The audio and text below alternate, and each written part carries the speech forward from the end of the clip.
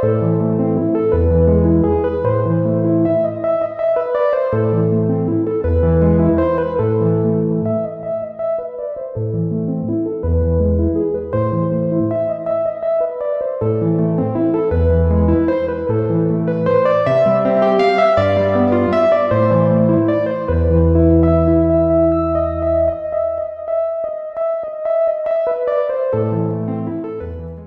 ورحمة الله وبركاته. أهلا بكم في مطبخ سما. النهاردة إن شاء الله هقدم لكم وصفة جديدة من وصفاتنا. إن شاء الله هقدم لكم القطايف العصافيري. هقول لكم على طول المقادير. معايا هنا كوب دقيق، معايا كوب ماء دافئ، معايا معلقة خميرة، معلقة سكر، نص معلقة ملح. دلوقتي زي ما انتوا شايفين هبدأ احط كوباية الدقيق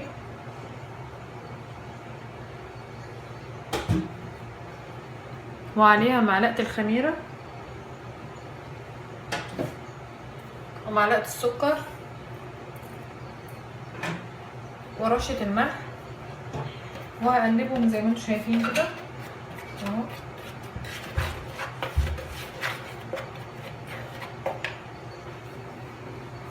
دلوقتي قلبت الدقيق والخميرة والسكر ونطرة الملح. دلوقتي هحط عليهم كوباية المية اهو زي ما انتوا شايفين، وهقلبها بالمضرب جامد جدا عشان ما يكونش فيها اي تكتلات.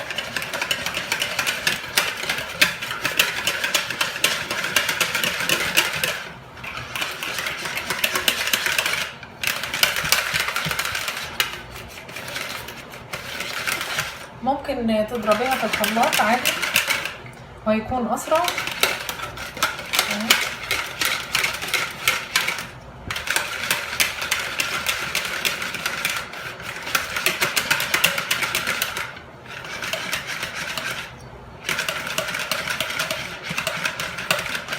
اهي زي ما انتوا شايفين، زي ما انتوا شايفين العجينه اهي. دلوقتي هسيبها تخمر نص ساعه بالظبط وبعد كده هشتغل معاكم. وده كان شكل الخليط بعد ما خلاص خمر زي ما انتوا شايفين كده. هبدا اطلع الهواء اللي فيه اهو.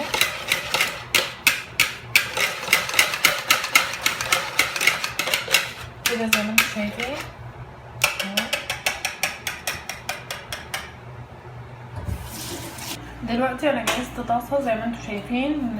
المهم تكون يعني مد الخامه بتاع الطاسه ما يكونش بيلزق فيها حاجه. دلوقتي انا حطيت الخليط في ازازه عندي. دلوقتي هبدا افضيه، اسخن الطاسه واخلي النار وسط كده، وهبدا افضيه اهو زي ما انتوا شايفين كده.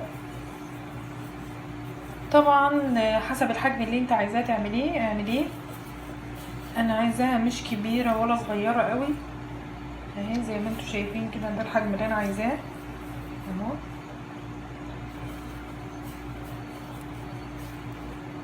انا حطيتها في ازازه بالشكل اللي انتوا شايفينه ده عشان تسهل عليا ان انا اقدر افضيها اهو زي ما واضح قدامكم كده في الصوره.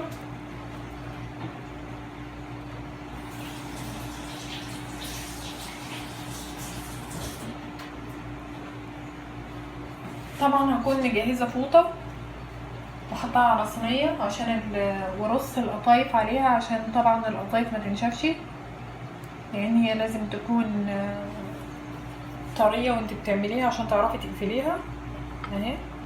اول ما الفقاعات دي تبتدي كلها تبقى لون واحد طبعا هطلعها على طول لانها مش محتاجينها تنشف اهي. شايفين الشكل قدامكم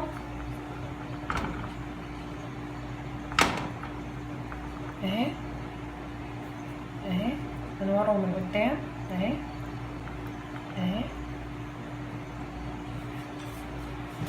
هرجع تاني اكرر نفس اللي انا عملته اهي.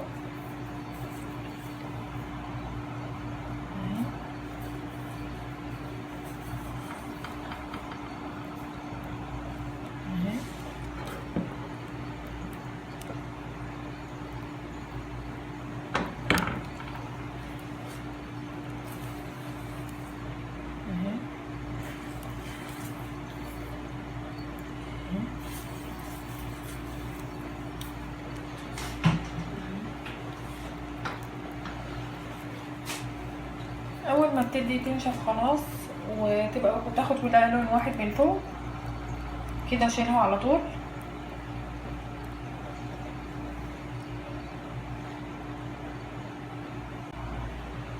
كده خلاص اهي زي ما انتم شايفين اهي اهي اهي. خلاص انا هطلعها اهي كلها هي زي ما انتم شايفين بالظبط اهي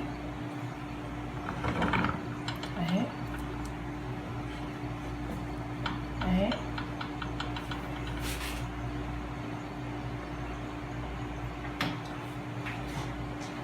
هبدأ برضو اكرر نفس الموضوع. دي جت كبيرة شوية اهي اهي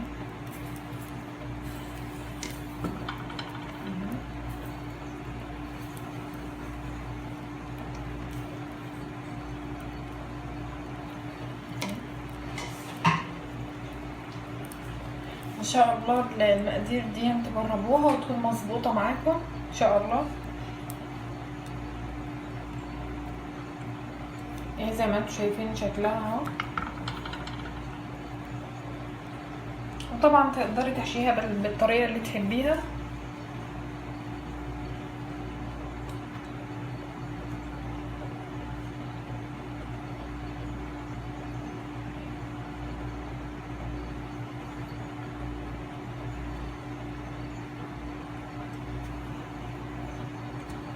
اول ما تبدأ تنشف خلاص كده اهي اهي اشتغلها على طول واطلعها على الفوطه اللي احنا مجهزينها اهي اهي الشكل اللي انتوا شايفينه ده اهي اهي اهي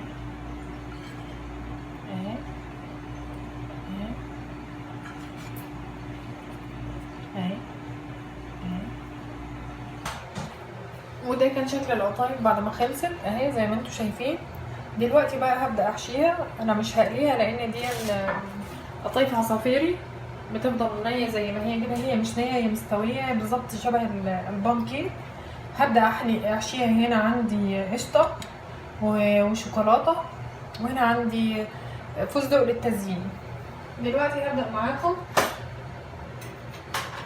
ناخد واحدة كده زي ما انتوا شايفين، نقفلها كده اهي اهي زي ما انتوا شايفين بالظبط، وهبدأ احشيها كده بالشكل اللي انتوا شايفينه ده اهي. وهبدأ اعملها كده اهي. ده شكل القطايف اهي. هاخد واحدة تانية اهي اهي، وهبدأ احشيها شوكولاتة اهي اهي. وبرضو هحط عليها فستق اهي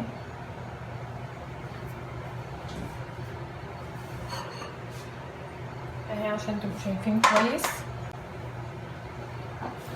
هاخد واحدة تانية اهي وهقفلها بنفس الطريقة وهحشيها قشطة اهي. وهبدأ احط عليها فستق كده زي ما انتوا شايفين اهي اهي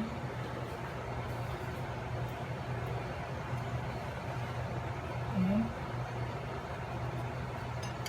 هكمل طبعا كل الكمية اللي انا عملتها اهي اهي زي ما انتوا شايفين. هاخد واحدة تانية وطرية وجميلة جدا اهي، احط عليها شوكولاتة. حابة تحشيها مكسرات وتقليها زي ما تحبي برضو. العجينة دي هتطلع حلوة جدا اهي. ممكن تحطي بدل الفستق تحط عليها جوز هند، ممكن زبيب مع القشطة وجوز هند كده يعني زي ما تحبي طبعا اهي. نوعي اهي زي ما انتوا شايفين الشكل عامل ازاي اهي، وطريه جدا لان اول ما طلعتها ما سبتهاش تنشف، طلعتيها على الفوطه اهي اهي. وده كان شكل القطايف بعد ما خلصتها اهي زي ما انتوا شايفين اهي اهي. عشانها نوتيلا وقشطه اهي. ومعايا هنا بقى سيرب، لو حابه تحط عليها سيرب بسيط حطي، لو مش حابه براحتك زي ما تحبي. انا حطيته يتقدم معاها. وبكده نكون خلصنا وصفتنا النهارده القطايف العصافيري من مطبخ سما. يا رب تكون الوصفه عجبتكم. لو الفيديو عجبكم ما تنسوش اللايك والشير وسبسكرايب للفيديو، ما تنسوش تفعلوا الجرس عشان كل الوصفات اللي بنزلها ان شاء الله تنزل لكم. وشكرا ليكم وكل سنه وانتم طيبين ورمضان كريم.